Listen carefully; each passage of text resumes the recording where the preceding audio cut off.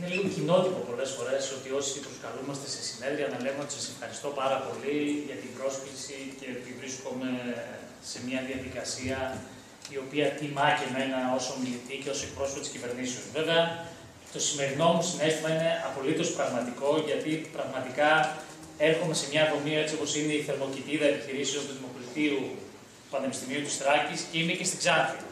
Οι οποίοι όσοι γνωρίζουν τη διαδρομή μου ξέρουν πολύ καλά ότι με συνδέουν πάρα πολλά πράγματα με αυτή την πόλη. Και είμαι και ιδιαίτερα χαρούμενος γιατί επισκέπτομαι μια καινοτόμα δομή που βοηθάει ουσιαστικά νέους επιχειρηματίες να κάνουν τις ιδέες τους πραγματικότητα και να συμβάλλουν στη δημιουργία ενός δυναμικού αλλά και λειτουργικού οικοσυστήματος καινοτομίας στην ευρύτερη περιοχή της Ανατολικής Μακεδονίας της Θράκης. Και μου δίνεται και τη δυνατότητα, οφείλω να πω, να μιλήσω και κάτι πέρα από τα έργα υποδομής. Γιατί αυτό είναι ένα κεφάλαιο που η δική μας κυβέρνηση πραγματικά έχει κάνει πολλά και σημαντικά βήματα. Και όπως έχει αποδειχθεί, κυρίες και κύριοι, η έρευνα και η καινοτομία αποτελούν βασικές και απαραίτητες προϋποθέσεις για την πραγματική ανάπτυξη, αλλά και δείκτες της δυναμικής και της εξωστρέφειας της κάθε κοινωνίας. Γι' αυτό βρίσκονται άλλωστε και στον πυρήνα της πολιτικής της Ευρωπαϊκής Ένωσης, της Ευρωπαϊκής Επιτροπής, όσο και της δικής μας κυβέρνησης. Γιατί όσοι ασχολείστε με όλα αυτά τα ζητήματα, αντιλαμβάνεστε ότι τα 4 τελευταία χρόνια έχουν γίνει συγκεκριμένες πράξεις και συγκεκριμένες δράσεις. Και επιτρέψτε μου να αναφερθώ σε κάποιες από αυτές. Η αύξηση των υπερεκτώσεων των δαπανών έρευνας και ανάπτυξης από το 130% στο 200%. Η διασφάλιση 500 εκατομμυρίων ευρώ από το Ταμείο Ανάκαμψης και Ανθεκτικότητας. Η χρηματοδότηση με 602 εκατομμύρια μέσω του ΕΣΠΑ στο πρόγραμμα Ερευνό, Δημιουργό Καινοτομό. Η διασφάλιση επιπλέον 400 εκατομμυρίων από το πρόγραμμα Ερευνό Καινοτομό 2021-2027.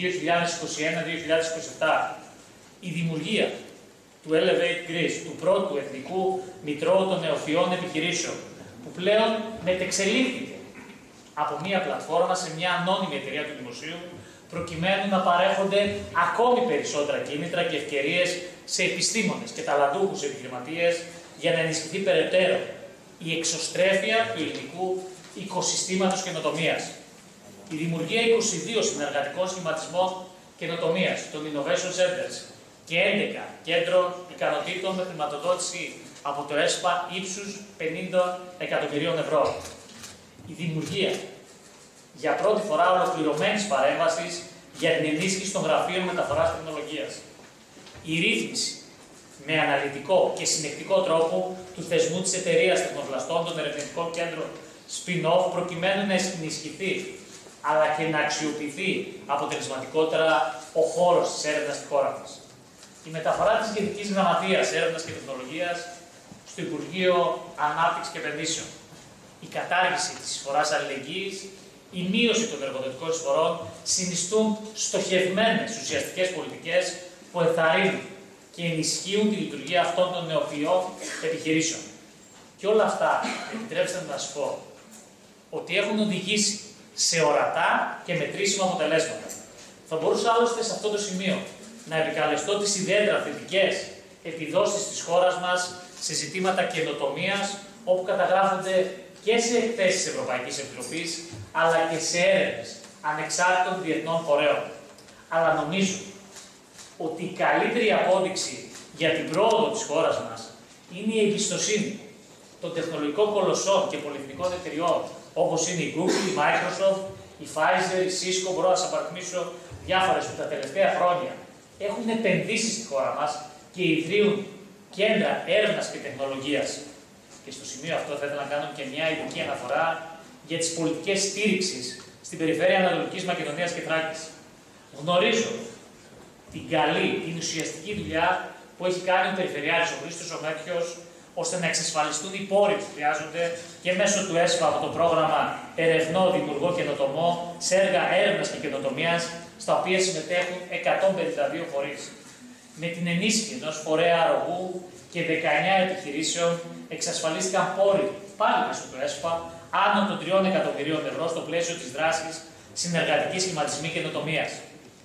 Άλλωστε, εδώ πέρα, σε αυτό το τόπο έχουμε εγγραφεί 7 νεοφυών επιχειρήσεων στο Εθνικό Μητρό του Elevate Greece, με ειδίκευση τομείς όπως είναι οι βιοεπιστήμες, όπως είναι η διαφήμιση στο μάρκετινγκ, η αγροδιατροφή, το περιβάλλον, η ενέργεια, και εκεί εξασφαλίστηκαν σημαντικές επενδύσεις. Με εξασφάλιση και χρηματοδότηση με πάνω από $500.000 από το ΕΣΠΑ, πλέον λειτουργεί το δίκτυο συνεργασία γραφείων μεταφοράς τεχνολογίας σε μια συνεργασία του Αριστοτελείου Πανεπιστημίου Θεσσαλονίκης και του Δημοκρατίου Πανεπιστημίου Θράκης. Κυρίες και κύριοι, όλες αυτές οι πολιτικές που εφαρμόστηκαν και όλοι αυτοί οι πόροι που εξασφαλίστηκαν για την περιφέρεια Ανατολικής Μακεδονίας και Θράκης είναι πόροι αυτή τη στιγμή οι οποίοι γίνονται πράξη, οι οποίοι δίνουν μια όθηση σε μια περιοχή της χώρας μας η οποία έχει τρομερές προοπτικές ανάπτυξης. Αλλά βέβαια, επιτρέψτε μου να έρθω λίγο και σε ζητήματα περισσότερο των υποδομών.